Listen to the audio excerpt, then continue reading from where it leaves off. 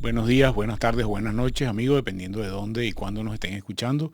Nosotros estamos transmitiendo desde Caracas, Venezuela, de los estudios de Unión Radio y en la producción de su podcast Parte Médico con contenidos de salud y bienestar para todos ustedes que damos semanalmente en la plataforma de YouTube, Spotify o Apple Music. En cualquiera de ellas pueden buscarlo a través de sus buscadores, colocan Julio Castro Parte Médico o Parte Médico Julio Castro y quizás una palabra clave de lo que están buscando: fiebre, por ejemplo, dolor de cabeza, eh, infección de la piel, y le van a salir específicamente los temas relacionados con algunos de con algunos de esos puntos que hemos estado produciendo después de ya 2 años completos de nuestro podcast Parte Médico. Les recuerdo nuestras señas, @Julio Castro M, @Unión Radio Web, en la cual puede encontrar contenidos, además del podcast Parte Médico, de otros podcasts y otra programación digital que hace Unión Radio para todos ustedes.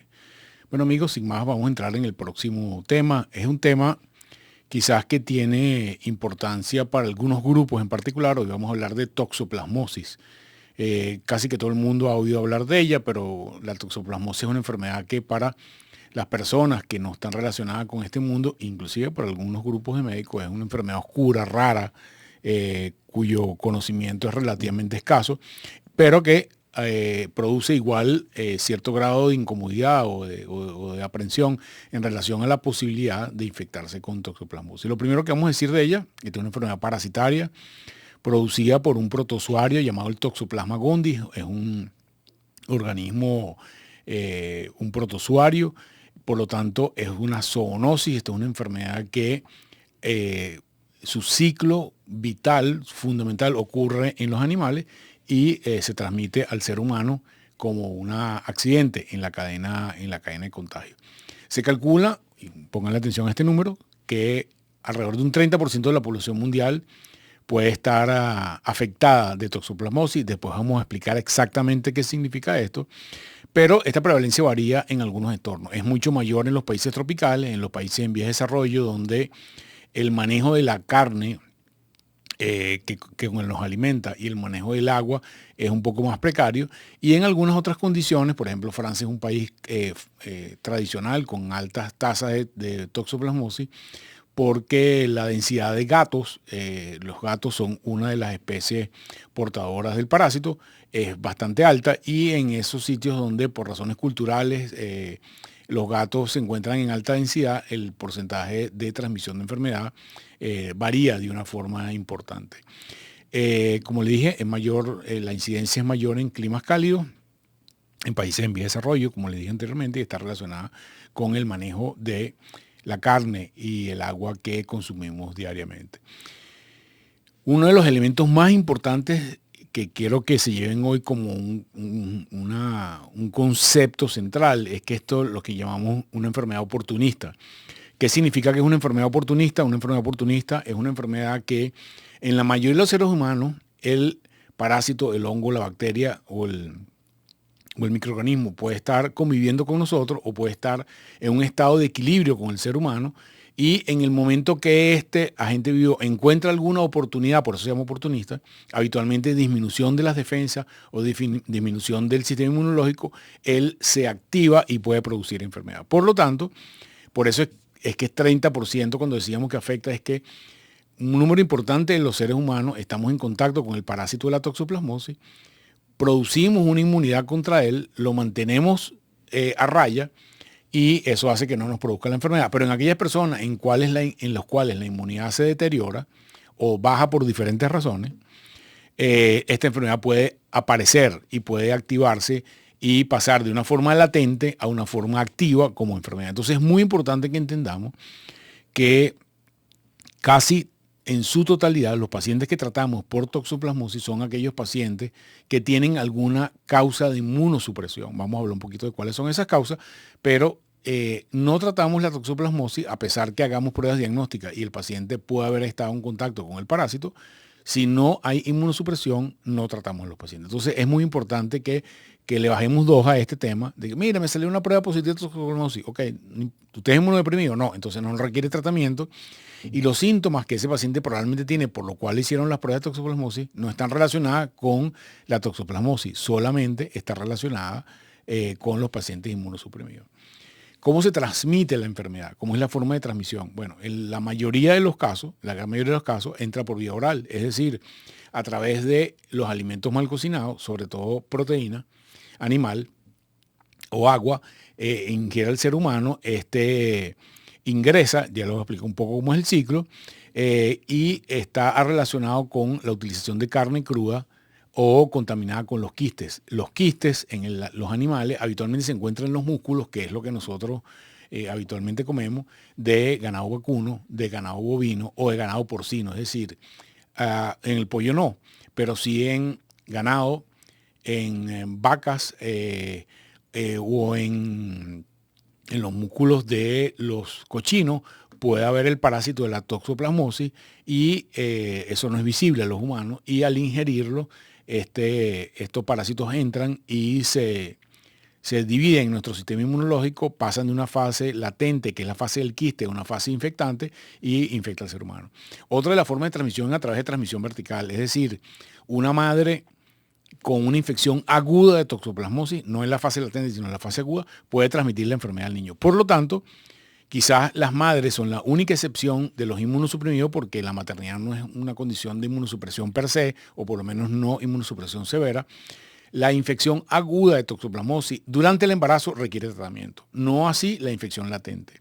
Entonces, transmisión vertical es una de las formas en las cuales puede ser directa la transmisión de la madre al niño, y hay una forma de exposición que se llama exposición directa a través de inhalación o el contacto con heces de animales contaminados, de tierra contaminada, habitualmente las heces de los gatos. Es decir, las heces de los gatos pueden secarse y posteriormente, si uno tiene contacto inhalado porque, por ejemplo, se barre o esas heces se solidifican, se vuelven polvo y se inhalan, pueden producir enfermedad en aquellas personas que están en contacto con esas heces. Entonces es importante que el manejo de las heces de los gatos, que es uno de los animales que tiene, es uno de los huéspedes animales más frecuentes, tenga una disposición adecuada para evitar el contagio a través de esa vía. Como les dije, aún contagiándose por la vía de los que tienen mascotas como gatos, se contagien del el parásito de la toxoplasmosis, solamente tiene importancia clínica aquellas personas que, además de contagiadas, tienen inmunosupresión. Esto lo voy a repetir varias veces. Y una forma rara de transmisión es la forma por trasplante o transfusiones sanguíneas. ¿Okay? Es muchísimo menos frecuente, pero eventualmente el trasplante de órganos, por eso a las pacientes que van el protocolo de trasplante de órganos, una de las pruebas importantes que hacemos, dentro de muchas otras del área infecciosa, es la detección de si esa persona puede tener el donante o el receptor, una toxoplasmosis, que se reactivarían en la fase post-trasplante por el uso de inmunosupresores. La utilización de inmunosupresores relacionados a trasplante es una de las condiciones más fuertes de inmunosupresión, lo mismo que el VIH, lo mismo que la quimioterapia. Entonces, estas son enfermedades que, como le dije, utilizan la oportunidad de la utilización de esteroides, la inmunosupresores por trasplante o la quimioterapia en pacientes que tienen enfermedades hemato-oncológicas, enfermedades malignas, puede activarse el fenómeno de la toxoplasmosis. ¿Qué pasa? Que en aquellos países donde la tasa de prevalencia de enfermedad latente es mayor, como los países de América Latina, por ejemplo, la tasa de producción de enfermedad es mayor, porque a pesar de que les dije que solamente tratamos los inmunosuprimidos, al haber una tasa latente global basal de la población general mayor, la probabilidad de que tengamos toxoplasmosis en nuestro entorno es mucho mayor que en los países donde no es endémica la toxoplasmosis. ¿Cómo es el ciclo del Toxoplasma gondii? Como le dije anteriormente, la mayoría de la forma de transmisión a través de ingestión de unos quistes, que es una forma no infectante, es una forma ambiental o es una forma latente en la cual el parásito de alguna manera se protege de que el huésped donde está no se produzca, no lo termine de matarlo, y ese quiste al llegar a nuestro sistema gastrointestinal, se rompe ese quiste y se transforma del quiste en una forma infectante que se llama taquizoíto, que a través del sistema gastrointestinal se distribuye a diferentes partes del cuerpo. Los sitios donde ellos predominantemente van, estos parásitos de la forma infectante, es a los músculos, es decir, puede haber manifestaciones de quistes en nuestros músculos, puede ir al cerebro, puede ir a los ojos, fundamentalmente a la retina, pero esos son los 3 órganos donde mayormente se depositan los parásitos y en el caso de que venga la inmunosupresión puede reactivarse la enfermedad. Las que más típicamente vemos son las lesiones en el ojo y las lesiones en el sistema nervioso central, y esto fue muy, muy importante durante la epidemia, el principio de la epidemia de VIH, porque cuando no teníamos tratamiento para el VIH y el virus deterioraba la inmunidad progresiva de estos pacientes, toxoplasmosis era una de las enfermedades banderas para el diagnóstico de VIH. Es decir, cuando detectábamos un paciente que tenía toxoplasmosis, muy probablemente tenía VIH y la enfermedad avanzaba. Tratábamos la toxoplasmosis, pero el VIH seguía avanzando. Entonces, esto quizás nos dio mucha experiencia en el manejo de toxoplasmosis durante finales del siglo XX. Hoy en día, gracias a Dios, lo vemos mucho mejor porque la mayoría de los pacientes con VIH están en tratamiento, tienen una inmunidad bastante normal y no se ven la cantidad de pacientes que veíamos con toxoplasmosis. ¿En quiénes vemos toxoplasmosis habitualmente en este momento? Pacientes que tienen enfermedades inmunes que reciben inmunosupresores por largo tiempo, a veces de por vida, pacientes que abandonan el tratamiento de VIH, por ejemplo, o pacientes que por alguna otra razón tienen inmunosupresión severa, por ejemplo, post-trasplantados, que requieren muchos años de inmunosupresión y puede reactivarse la forma de la toxoplasmosis. ¿Cuáles son las manifestaciones clínicas? Bueno, como ya les dije, la gran mayoría de los pacientes genera una forma de infección asintomática o infección latente en los pacientes que tienen inmunidad normal. Es decir, nuestro sistema inmune detecta que hay un parásito y produce anticuerpos contra ese parásito y de alguna manera lo bloquea, lo estabiliza. Y a pesar de que el parásito está ahí en la forma de quiste, que no es infectante, en algunas partes de nuestro tejido, no hay un ataque del parásito a nuestro organismo. De alguna manera se establece una fase de equilibrio entre nuestro sistema inmune y el parásito, de manera que no produzca enfermedad. En el caso de la infección aguda, es decir, en el momento que entra el ooquiste a través de la carne contaminada, puede haber unos síntomas de infección aguda, malestar intestinal, puede haber fiebre, puede haber rash en la piel, pero esa fase es transitoria y no es específica de la toxoplasmosis, por lo tanto, muy pocas veces se evidencia esa condición clínica. En los pacientes inmunosuprimidos, los síntomas van a estar relacionados por la zona donde el parásito tiene actividad.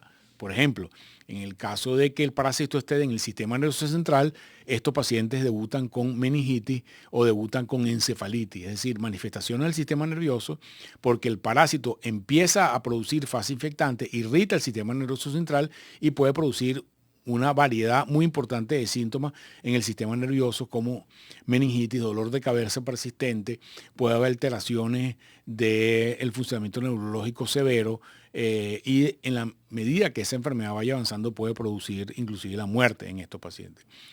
En una de las formas, ya les hablé hablando que uno de los órganos que ataca puede ser el ojo. El signo característico es una infección de la retina que se llama corioretinitis. La retina está en la parte posterior de nuestro ojo. Es como una extensión del sistema nervioso en el cual convierte la imagen o la luz se convierte a través del sistema de los nervios de la retina, se convierte en la imagen que nosotros vemos, y si se afecta a la retina, se produce una corioretinitis que es característica verla en el fondo del ojo. Por el grado de inflamación que produce. No es la única causa de corioretinitis, hay otras enfermedades que pueden producir corioretinitis, pero quizás la más frecuente es toxoplasmosis en los pacientes inmunosuprimidos y citomegalovirus, que es otro tipo de agente vivo. Pero hoy en día cuando vemos una corioretinitis extensa, nosotros le llamamos en forma de pizza, porque las lesiones se parecen mucho a una pizza que tiene lesiones rojas y amarillas, típicamente toxoplasmosis en estos pacientes inmunosuprimidos. Otra de las variedades es lesiones quísticas extensivas en los músculos. Puede producir dolor muscular, puede producir unas sensaciones como bultos en los músculos, y cuando uno hace un estudio de imágenes encuentra a veces como un rosario de lesiones quísticas en los músculos muy características de la toxoplasmosis, pero que fuera de producir daño muscular no producen mayor otra cosa. Una de las formas más agresivas de la enfermedad es la transmisión vertical o la forma congénita, es decir, una madre que estando embarazada se expone al parásito de la toxoplasmosis durante el embarazo. el parásito puede atravesar la placenta y puede producir unas lesiones en el producto, en el niño, que llamamos el síndrome de toxoplasmosis congénita, que puede producir retraso mental, puede producir hidrocefalia, puede producir alteración en el sistema nervioso central con calcificaciones, puede producir chorretinitis en el niño, en el recién nacido, y esto produce un cuadro de toxoplasmosis congénita que es muy aparatoso, es muy complicado y produce daños muy severos. Por lo tanto, quizás dentro del grupo de los pacientes que requieren tratamiento, donde uno de los sitios donde debemos hacer mayor esfuerzo para el diagnóstico de la toxoplasmosis aguda es en la mujer embarazada. Entonces, una mujer embarazada que tenga modificación de sus pruebas de toxoplasmosis, es decir, empieza el embarazo negativa y en algún momento se hace positiva esta prueba de toxoplasmosis, esto es una paciente que debería recibir tratamiento. Se nos pone difícil la cosa cuando una madre en su primer prueba de embarazo que le hacen las pruebas del perfil de agentes vivos de la mujer embarazada, resulta toxoplasmosis positiva, diferenciar si esa es una prueba positiva porque tuvo contacto con el toxoplasma 20 años antes, porque la prueba no permite diferenciarlo, las pruebas habituales no permiten diferenciarlo, o es una persona que se infectó recientemente. Bueno, ahí nuestra recomendación es que vaya al especialista para que haga esta diferenciación, ver si esta mujer embarazada con una prueba de toxoplasmosis positiva, ya le voy a explicar un poco de las pruebas, requiere tratamiento o no requiere tratamiento. En general, para la fase, cuando tenemos el tratamiento, como les comenté, para los pacientes inmunosuprimidos, utilizamos una serie de antibióticos en combinación la mayoría de las veces, porque la mayoría de estos parásitos en pacientes inmunosuprimidos, una sola droga no funciona. Entonces, hacemos combinación de diferentes tipos de antibióticos, habitualmente por bastante tiempo. El tratamiento habitualmente dura meses y en algunos casos particulares, por ejemplo, como los pacientes que tienen inmunosupresión severa como VIH y no están tomando tratamiento, le damos lo que llamamos profilaxis secundaria, es decir, le damos tratamiento para la fase aguda y después le mantenemos estos antibióticos por muchos meses hasta que la inmunidad mejore, a veces años inclusive. Entonces, este es uno de los pocos casos donde el tratamiento con antibióticos lo utilizamos en combinación durante mucho tiempo, dadas las condiciones que le dije anteriormente. Otro de los casos que tratamos es en aquellos pacientes que tenemos chorioretinitis como única explicación o única manifestación clínica con toxoplasmosis ocular. En estos casos particulares, cuyo diagnóstico clínico es una chorioretinitis, tenemos que hacer énfasis en tratar de hacer el diagnóstico de la causa de la chorioretinitis. Como le dije anteriormente, hay chorioretinitis por varios agentes vivos, por ejemplo, por tuberculosis, por toxoplasmosis, por algunos virus, y tenemos que hacer un diagnóstico lo más preciso posible de la causa de la chorioretinitis porque la idea es que tratemos al paciente más específicamente y no, digamos, un tratamiento genérico. En el caso de los pacientes con VIH, el tratamiento tiene que ser instaurado muy rápidamente en los pacientes que tienen encefalitis o meningitis por toxoplasma. Hacemos pruebas que detectan el parásito en el cerebro. Tenemos que hacer pulsión lumbar en esos pacientes, lo mismo que estudios de imágenes, y el tratamiento de instaurarse muy rápidamente para evitar las complicaciones a largo plazo, lo mismo que los pacientes inmunosuprimidos que tienen lesiones de la visión. Otro de las historias que conocemos es la toxoplasmosis como causa de abortos espontáneos. En general, la toxoplasmosis aguda durante la mujer embarazada puede explicar los abortos espontáneos, en el aborto espontáneo en el momento que se produce la infección aguda, pero es extremadamente raro que una toxoplasmosis que usted adquirió cuando tenía 15 años y usted se embarazó a los 30, vaya a dar manifestaciones, como les dije, si usted tiene la inmunidad normal a los 30 años, a pesar de estar expuesto por vía oral al parásito de la toxoplasmosis muchos años antes en su vida. Entonces, es muy importante definir esta situación porque no todo paciente que tiene una prueba de anticuerpos positiva para toxoplasmosis, como le dije al principio, requiere tratamiento. Eso nos lleva a cuáles son las formas de diagnóstico de la toxoplasmosis. Bueno, tenemos diferentes tipos de estudios para el diagnóstico. Lo habitual es prueba de anticuerpos. Eso lo llamamos en términos médicos serología. Los anticuerpos detectan sustancias que produce nuestro cuerpo específico para luchar a la toxoplasmosis. En general los llamamos inmunoglobulina M e inmunoglobulina G. Para el caso de la toxoplasmosis específicamente, otras inmunoglobulinas como la inmunoglobulina A, en el caso de las mujeres de embarazo, son más sensibles para el diagnóstico de la infección aguda y otras pruebas que llamamos pruebas de avidez, que son pruebas mucho más específicas que solamente se hacen, por ejemplo, en el Instituto de Medicina Tropical en Venezuela, pero la serología nos determina si es IgM positiva, que hay contacto reciente en las últimas semanas con el parásito. La inmunoglobulina G habla de 2 meses hacia atrás, cualquier momento de nuestra vida, por lo tanto no es específico para infección aguda, y eso es las pruebas habituales. Hoy en día disponemos de pruebas de antígenos, es decir, pruebas moleculares que detectan estructuras moleculares del parásito por PCR, por ejemplo, o por pruebas de moleculares mucho más específicas que son capaces de detectar la presencia en fluidos corporales, como por ejemplo en líquido cefalorraquídeo, en líquido amniótico inclusive, para detectar la presencia de ADN del parásito de toxoplasma, que ya es mucho más específica de infección aguda. No siempre es fácil reconocer la fase latente no infectiva de la fase aguda infectiva, sobre todo en pacientes inmunosuprimidos. Entonces, otra de las cosas que eventualmente se hacen son, por ejemplo, biopsia. En el caso de la toxoplasmosis muscular, una biopsia va a detectar, va a ver el parásito allí en las estructuras musculares. Rara vez lo hacemos. Cuando vemos la imagen y vemos que el paciente tiene antecedentes, pues simplemente lo tratamos. Y de alguna manera esta es la forma de hacer el diagnóstico. Algunas pruebas indirectas, como las imágenes, por ejemplo, durante la epidemia al principio del VIH, las lesiones en resonancia magnética o en tomografía del sistema nervioso de la toxoplasmosis eran bastante características.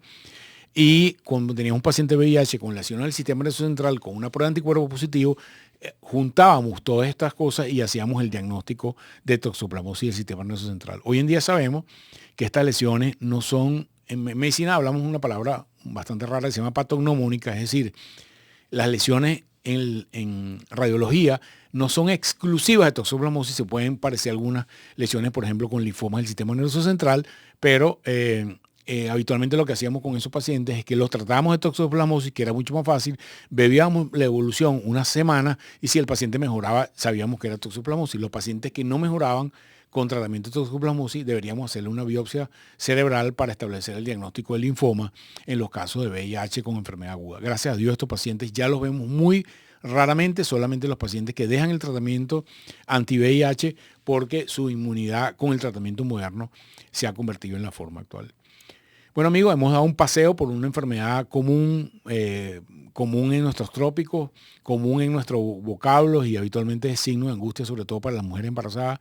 Nuestra recomendación es que cuando tenga duda, consulte a un especialista para tratar de hacer la diferenciación si este paciente tiene una infección latente que no requiere tratamiento, una infección activa o un inmunosuprimido que sí requiere tratamiento, y el tratamiento implica la mezcla de varios antibióticos por tiempos relativamente prolongados.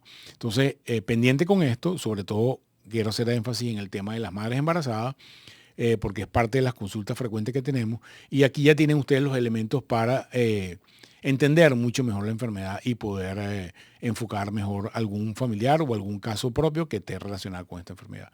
Se les quiere mucho, nos despedimos, recordando nuestras redes, @JulioCastroM, Unión Radio Web, y espero verlo en un próximo capítulo de su podcast Parte Médico. Hasta luego.